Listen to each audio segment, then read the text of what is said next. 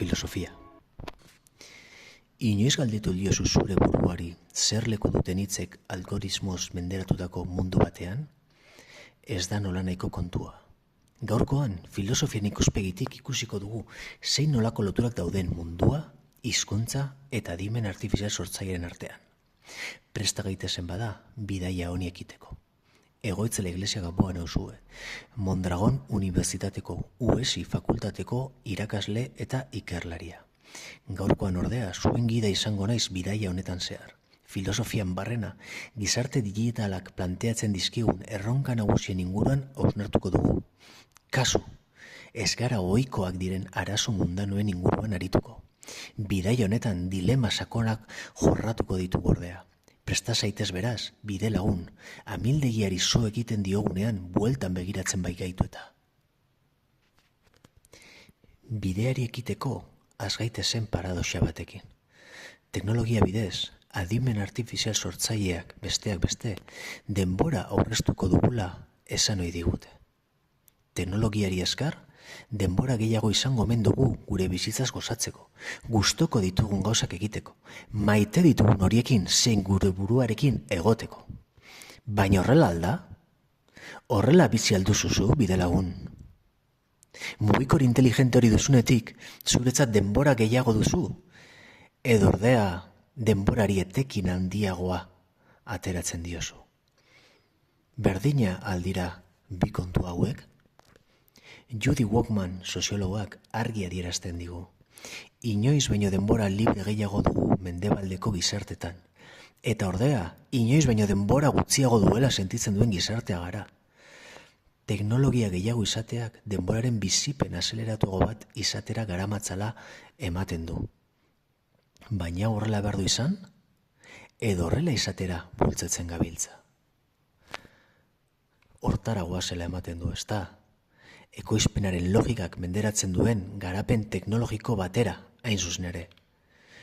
Logika honek gizarte ondorio errealak ditu ordea.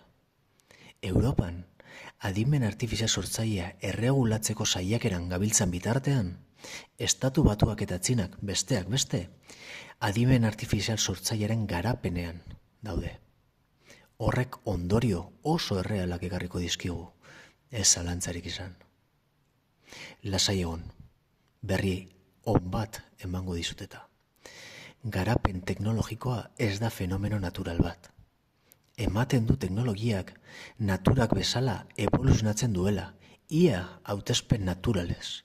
Baina ez da horrela, garapen teknologikoaren atzean giza logika dago, nola ez. Teknologiaren evoluzioaren atzean logika merkantilista dago. Telefonoaren garapena ez da garatzeko baldintzak aurrerakada galanta eman dutelako. Ordea, garatzeko baldintzak bermatu direlako garatu da. Teknologia ez da neutrala. Bere garapena ez da ere. Mundu digitalaren garapena ez da usaskoa. Estrategikoa da. Ez zalantzarik izan.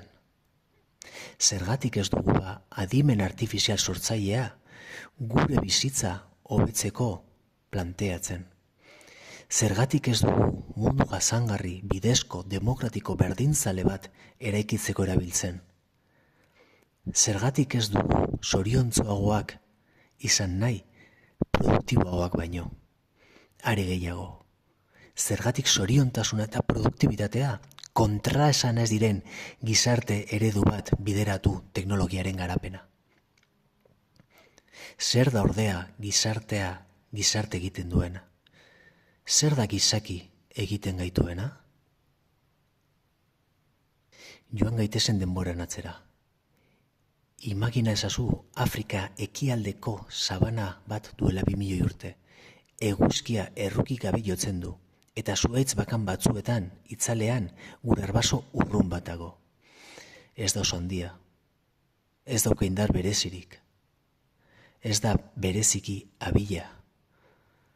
Begiratu bere eskuetara, ez ditu errapakarri baten atzapar zorrotzak. Bere hortzak ez dira lehoi baten hortzak. Korrika egiten ez da bereziki, azkarra ez da ere. Jaio berritan ezer gutxi daki egiten, bere zenak ez dio bizitza aurrera emateko beste laguntzarik eskainiko. Zalantzarik gabe, errukia merezi duen animalia ahula da. Sabanako animaliarik kotxeaduenaren aurrean gaude. Eta hala ere, gaur egun hemen gaude. Ez soilik bizirik. Munduko txoko guztietan gaude. Itsaso sakonenetan eta mendi garaienetan, basamortu lehorretan eta izotz polarretan, natura bera akabatzeko gaitasuna duen animalia bakarra bilakatu gara. Bukatu gabe jaiotzen jarraitzen dugu oraindik. Zen karga nahikorik ez dugu oraindik. Mundua gure lekua bilakatzera behartuta dagoen animalia gara. Derrigorrean galdetu behar diogu gure buruari. Utzune bat dago natura eta gure artean. Utzune hori nolabait bete dugu ordea. Sloter digen esanetan, teknologiaz eta teknikaz baliatu gara utzun hori betetzeko. Teknologia sortzera beharturik dagoen animalia gara. Hori baita munduan egoteko dugun modua. Baina kontua ez da soilik tresnak sortu genituela. Kontu ez da tresna horiek gu eraldatu gaituztela ere. Eskuak harri landuak egiteagatik zehatzago bihurtu ziren. Gure garunak problema konpondu behar zituelako handiagoak eta konplexuagoak bihurtu ziren. Gure gorputzak zurtik ibiltzeari egokitu ziren eskuak libre izateko tresnak erabiltzeko. Milioika urtetan zehar, gizakia eta teknologia elkarrekin evoluzionatu dute. Elkarri forma emanez. Teknologiaren bidez natura eraldatu genuen hasiera batean. Gutxinaka guk geu ere eraldatzen joan ginen. Gaur egun berriz, teknologiak mundu berri bat sortu du jada. Errealitate digitala alegia. Bertan, gizaki digital berri bat dago. Homo virtualis bera. Orain, adimen artifizial sortzailearekin, izaki berri bat sortzeko bidean ote gaude? Akaso galdera horri erantzun beharko diogu inoiz. Momentuz nahikoa da teknologiak sortu duen mundu berri horretan, gure burua eta natura zaintzen ikastearekin. Ikasteko zer da behar izaten dugun ordea? Informazioa ez da? Non topatzen dugu informazioa besteak beste? Datuetan. Hitz egin dezagun datuez. Datuak elementu naturalak bairilan saltzen dizkigute gaur egun. Mineral baten moduan azaltzen dizkigute. Mundu naturaleko errealitate objektibo bat bezala alegia. Baina hau ez da horrela, ez zalantzarik izan. Datuak ez dira errealitate objektiboak. Datuak gizakiak sortu ditu. Batetik, datuak informazio puska horiek gure aktibitatean dute jatorria. Eta bestetik, gizakiok erabakitzen dugu zer den datu eta zer ez. Beraz, datuak eraikiak dira. Datuak gizarte produktuak dira, ez zalantzarik izan. Datuak ez dira neutralak, teknologia ez den bezala. Pentsatu GPS batean. Dirudienez, A puntutik B puntura joateko biderik laburrena edo azkarrena ematen dizu, ezta? Datu objektiboak, distantziak, trafiko datuak, denborak, baina kontua sakonagoa da. GPS-ak bide bat beste baten gainetik aukeratzen duenean, erabakikate bat dago atzean. Zergatik haute bidea gomendatzen du auzo txiki batetik pasatu barrean? Nork erabaki du trafiko arina zer dan? Zergatik batzuetan gidatzen zaituzte kale komertzial batzuetatik? Badira kasuak non GPS-ak enpresen akordioak dituzten gasolindegiekin edo merkataritzagunekin. Edo non algoritmoak sistematikoki saihesten dituen auzo pobreak, seguruak ez direla interpretatuz datu historikoengatik. Hau da, GPS-ak ez du bide objektiboena planteatzen, bide bat ematen dizu. Programatzaileek garrantzitu jo dituzten irizpideen arabera. Azkartasuna, segurtasuna, nork definitzen duena, interes komertzialak, datu neutro horiek gure hirien erabilera moldatzen dute. Auzo batzuk isolatuak geratzen dira, beste batzuk trafikoz gainezka, eta guzti hori datu objektibo eta neutroak direla sinetsita. Baltzenekien adimen artifizial batek film bat gomendatzen dizunean ez dela objektibo izaten ari, interpretatzen ari da. Baina zein irizpiderekin? Gaur egun ordea, adimen artifizial sortzailea integratu nahi dugu gure eremu guztietan, baita hezkuntzan ere.